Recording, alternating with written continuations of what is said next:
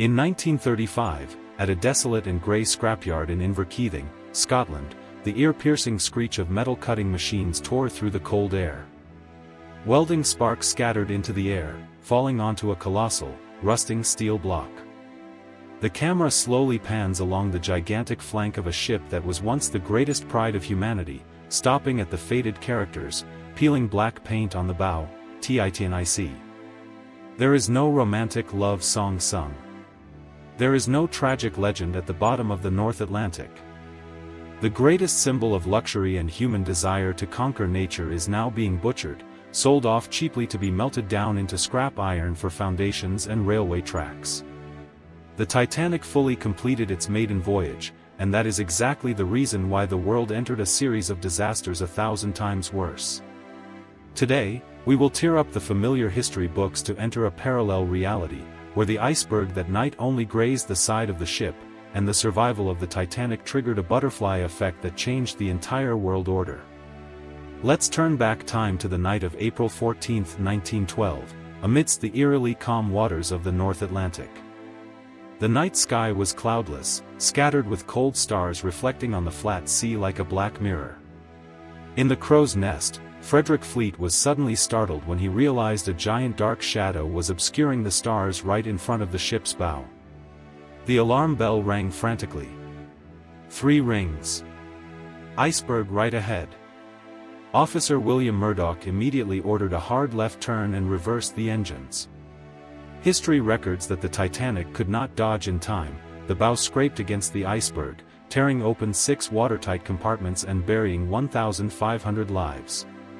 But in this reality, thanks to a small ocean current or a decision to turn just a few seconds earlier, the giant ship slipped past the deadly iceberg.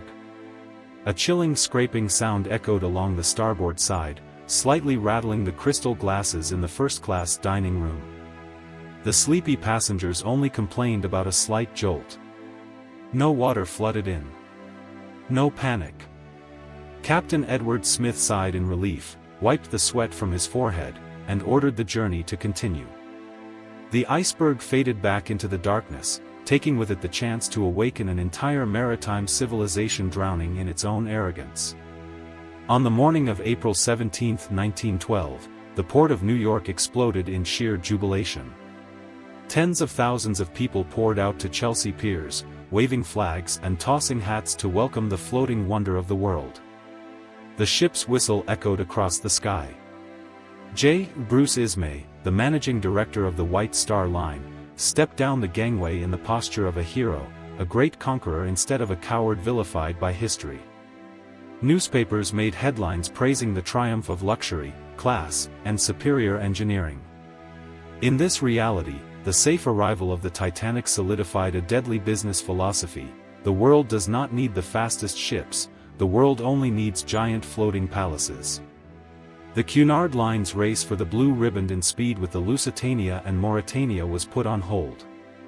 Shipping companies worldwide frantically poured capital into building increasingly larger, heavier, and more lavishly decorated ships, cramming in more passengers, but absolutely no one thought about upgrading the safety systems. Arrogance was rewarded, and humanity began counting down to an even more horrific disaster waiting in the shadows. But the impact of the Titanic's safe arrival did not stop at the maritime industry. When the first-class passengers disembarked at the port of New York, they brought with them financial resources and political power sufficient to reshape the entire 20th century. Among them were 3 of the wealthiest men in America at the time: John Jacob Astor IV, Isidor Straus, and Benjamin Guggenheim. In actual history, their deaths at the bottom of the ocean left massive power vacuums. But in this reality, they survived, and their existence immediately became a massive obstacle to one of the biggest financial plans in American history: the establishment of the Federal Reserve, Fed. Recall the American political context of 1912. Financial tycoons like J.P. Morgan, the Rockefeller family, and the Rothschilds were fiercely lobbying to establish a privately controlled central bank to regulate currency. J.P. Morgan, ironically, was the actual owner of the White Star Line and had cancelled his ticket on the Titanic at the last minute. Many historians and conspiracy theorists have long pointed out that Astor, Straus, and Guggenheim vehemently opposed the idea of a monopolistic central bank. They represented a generation of self-made plutocrats who owned real physical wealth and did not want the nation's cash flow to fall into the hands of a banking elite. If they had survived the 1912 voyage, with a combined net worth of billions of dollars and profound political influence, these three men would have formed an ironclad alliance against the Federal Reserve Act of 1913. Imagine an America without the Federal Reserve in 1913. The Astor, Strauss, Guggenheim alliance uses their network of newspapers and vast wealth to lobby Congress to veto the act. Without the Fed to print money and buy government bonds, America's ability to finance wars is severely limited. When World War I breaks out, the U.S. government cannot easily print money to lend to the Allied powers. The global financial structure would not rely on the manipulation of interest rates by a central authority, leading to slower but less volatile economic growth, or conversely, more frequent panic-driven banking crises without a bailout savior. The trillions of dollars in inflation over the 20th century might never have happened, completely altering the hegemonic power of the US dollar on the international stage. Beyond the macroeconomic impacts, the survival of John Jacob Astor IV also opens up a bizarre diverging path for the global energy industry. Most people only know Astor as a tycoon who inherited a massive real estate empire and for his scandalous divorce. But few know he was an inventor passionate about mechanical engineering, holding multiple patents, including an advanced turbine engine system and a machine to produce peat gas. Returning from the dead, Astor decides to restructure his family's business empire. Instead of continuing to pour money into building luxury hotels in New York like the Astoria, he shifts investments heavily into early clean energy. Astor's mechanical research workshops spring up all over the East Coast. Steam turbines are improved, and peat is harvested as an alternative energy source. It is highly possible that the Astor family's massive financial backing could have helped non-petroleum energy technologies flourish as early as the 1920s, breaking the monopoly of Standard Oil and the Rockefeller family, and delaying the era of fossil fuel dependence by decades. At the same time, in the northern part of the American continent, another grand vision is also being realized through the survival of Charles M. Hayes, president of the Grand Trunk Railway Network. The night before the Titanic docked in our reality, Hayes stood on the deck looking out to sea and made a chilling prophetic statement: "The time will soon come when this greatest ever trend to play for speed and size will end in some appalling disaster." He was right, except the disaster did not happen to him. Returning safely to Canada, Hayes successfully continued to raise massive funds from London to complete Canada's second transcontinental railway, extending all the way to the Pacific Ocean. The terminus of this railway was the port city of Prince Rupert in British Columbia. With Hayes' outstanding talent, Prince Rupert does not become a poor, forgotten resource port like in real history. It rises to become the most bustling maritime metropolis on the northwest coast of North America, directly competing with and overshadowing even Vancouver or Seattle. Goods from Asia, especially from Japan and China, flood into Prince Rupert because it is the shortest sea route to North America. The rise of Prince Rupert triggers an economic boom across Western Canada, turning the nation into a 20th-century logistics superpower, altering the trade balance between North America and Asia on the eve of the two world wars. However, that false peace and prosperity is exactly the seed for a deadly trap named complacency. Because the Titanic did not sink, the world blindly continued to believe that watertight bulkhead technology and automatic doors had conquered the ocean. The maritime regulations of the British Board of Trade, issued way back in 1894, remained unchanged. The law at that time only required the number of lifeboats to be based on the tonnage of the ship, not on the actual number of passengers. The colossal Titanic carried 20 lifeboats, enough to hold about 1,178 people, which was less than half the passengers on board, but ironically, that number was exceeding the legal requirements of the time. No board of inquiry was formed. No international convention for the safety of life at sea, SALAS, was convened in 1914. The Maritime Watch crew was still not required to man the wireless radio 24/7, and ships were still allowed to ignore ice warnings to maintain commercial schedules. And then, what must come, came. In the winter of 1915, it was not an iceberg collision, but a superstorm sweeping through the dense fog off Newfoundland. Another ocean liner, carrying over 5,000 working-class passengers and immigrants from Europe to America, confidently cut through the waves despite the extreme weather. A catastrophic collision with an oncoming steel cargo ship tore open its hull. Water flooded in too quickly, rendering the bulkhead system useless. In the chaotic dark night, there were not enough lifeboats, no clear evacuation procedures, the wireless radio was broken, and no nearby ship was on standby to hear the SOS signal. Over 4,000 lives perished in the freezing ocean, a death toll nearly 3 times that of the Titanic tragedy. The screams of thousands of people buried at the bottom of the sea finally awakened the world. But the price paid was too steep. The survival of the Titanic in 1912 delayed the advancement of maritime safety laws, making history pay with the blood of poor, nameless immigrants instead of the billionaire elite in first class.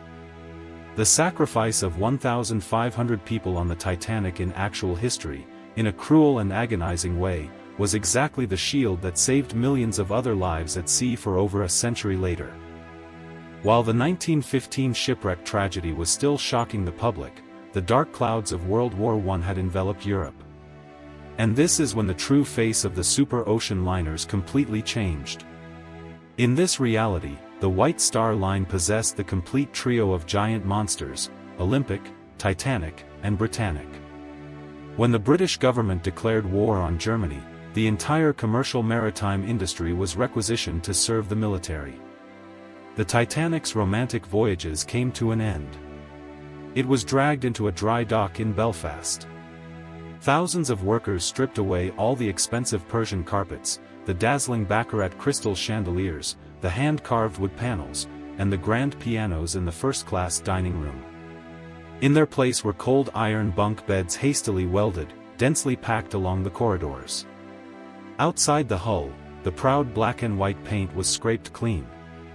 Military painters dressed the ship in dazzle camouflage with contrasting black, white, blue, and gray diagonal stripes and zigzag shapes. This paint was not intended for stealth, but to disrupt vision, confusing the captains of German U-boats, making them unable to determine the ship's true direction, speed, and size through a periscope. The symbol of ultimate luxury now turned into a colossal war machine, a camouflaged beast tearing through waves and mine-infested waters, carrying in its belly 6,000 sweating soldiers, reeking of gunpowder and sheer terror, heading towards the bloody trenches of Gallipoli and the Western Front. Throughout the fiery years of World War I, the ship once hailed as the greatest palace of the ocean had to taste the brutal reality of total war. Along with its sister Olympic, the Titanic made dozens of transatlantic crossings, constantly dodging the deadly U-boat blockades of the Imperial German Navy. Its presence on the sea no longer brought the admiring gazes of the elite, but the tired, desperate eyes of young soldiers who had never known the stench of blood. There were times when the Grim Reaper just brushed past the ship by a hair's breadth. Imagine in May 1915, amidst escalating tensions, the German Navy decided to target the Titanic. With its reputation and massive tonnage, the Titanic was a strategic target more valuable than any other ship. If a torpedo from the German U-20 had pierced the hull of the Titanic instead of the Lusitania as in real history, the tragedy would have taken on a scale exponentially more horrific. The sinking of the world's most iconic ship, the pride of Western civilization, by a weapon of war, with thousands of American and European citizens dead, would have ignited an uncontrollable global fury. In that dark scenario, America would not have been able to maintain its neutral stance until 1917. The outrage would have forced President Woodrow Wilson to declare war on Germany immediately in 1915, throwing millions of young Americans into the meat grinder of the European front 2 years earlier, completely altering the casualty landscape, reshaping the geopolitical map, and possibly strangling the Russian Revolution in its crib before it could erupt in 1917. But in the macro timeline we are following, the Titanic relied on its bizarre luck and 24-knot speed to survive the Great War. When the guns fell silent on the Western Front in 1918, the once proud ship dragged its battered body back to the Harland and Wolff shipyard. It was dressed again in its original black and white paint, the crystal chandeliers were hung up, and the luxurious furniture was rearranged. But the world it returned to was no longer the world of 1912. Britain was exhausted after the war. The European aristocracy declined, making way for the rise of the American industrial capitalist class and the era of the Roaring Twenties. Humanity's aesthetic tastes also changed rapidly. The era of the classic Edwardian style, heavy with carved oak and red velvet carpets on the Titanic, suddenly became outdated, stifling, and conservative. A new generation of German and French super-ocean liners like the SS Isle de France or the SS Bremen were launched, bringing with them the edgy, modern, bright, and wind-shearing Art Deco style. Standing next to these modern art masterpieces, the Titanic suddenly turned into a frivolous, aging, and pathetically slow old lady. The elite, Hollywood stars, or newly emerged billionaires no longer craved a first-class ticket on the Titanic. To maintain massive operational costs, the White Star Line was forced to slash ticket prices, turning the Titanic into a budget cruise ship for tourists and immigrants, a humiliating downgrade for what was once the wonder of the world. The final coup de grace dealt to the Titanic was not an iceberg, but the Wall Street crash of 1929. The Great Depression enveloped the globe, wiping out the wealth of millions. No one had money to travel across the ocean anymore. The ports were deserted, the giant ships lay rusting because the cost of weighing anchor each time burned through tons of cash. The White Star Line, once a proud empire, now stood on the brink of bankruptcy and was forced to merge with its arch-rival Cunard Line under the arrangement of the British government. The combined fleet was re-evaluated, and old, coal-guzzling ships like the Olympic and Titanic were immediately put on the liquidation list. In 1935, with no fanfare, no crowds of tens of thousands cheering, the Titanic quietly made its final voyage. The destination was not the bustling port of New York, but the town of Jarrow or the Inverkeithing scrapyard in Scotland, where the sky always wore a gloomy grey hue. Here, emaciated, unemployed workers with soot-covered faces used sledgehammers and acetylene torches to dismantle the ship. Pieces of Krupp steel, once forged with unparalleled pride, were cut away, clanging to the ground. Giant gears, steam turbines, anchors, and brass propellers were melted down. The unsinkable ship ended its life not in a grand tragedy at the bottom of the deep ocean, but in a filthy smelting furnace, recycled into razor blades, railway tracks, screws, and the most trivial, cheap household items. Its existence was slowly, ruthlessly, and entirely anonymously erased from human memory. When comparing this fictional reality with history, we suddenly realize a bitter yet profound philosophical truth. It was the tragedy on the night of April 14, 1912, that granted the Titanic its immortality. That iceberg sealed the ship at the peak of its perfection, turning it into an eternal time capsule lying at a depth of nearly 4,000 meters, forever youthful, forever magnificent, and forever a bloody lesson about human arrogance. If the Titanic had docked safely, it would have claimed the lives of tens of thousands in future shipwrecks due to stagnant maritime laws. It might have completely altered the economic and warfare landscape of the 20th century in a darker direction, and ultimately, it would have died a humiliating death in a scrapyard, leaving not a single mark on popular culture or human cinema. 1,500 lives remaining in the Atlantic that night was too high a price to pay, but history used their sacrifice to sound the greatest alarm, resetting life safety standards at sea, and saving millions of other lives for over a century since. Sometimes, a perfect tragedy is the painful but necessary foundation brick to build a safer world. It is strange to think that a tragedy that took 1,500 lives is the very reason why millions of people later can step onto a sea voyage with absolute peace of mind thanks to strict maritime laws. What do you think about this historical butterfly effect? Would the world truly be a better place if the Titanic had docked safely and billionaires like Astor or Strauss continued to rule? Or was it sinking to the bottom of the sea a cruel but necessary arrangement of fate? Please leave your opinions and your own hypotheses in the comments section right below. We are eager to discuss and listen to multidimensional perspectives from you. If you find these hypothetical historical lenses, reality-based conspiracy theories, and what if stories captivating, don't forget to hit the subscribe button and turn on the notification bell. In our next videos, we will uncover even more chilling mysteries about the ocean liner era, including the secret files on the theory that the White Star Line secretly swapped the Titanic with its damaged sister ship, the Olympic, to cash in on a massive insurance payout. Thank you for joining us on this journey to rewrite history today. Goodbye, and see you in the next time travel adventures.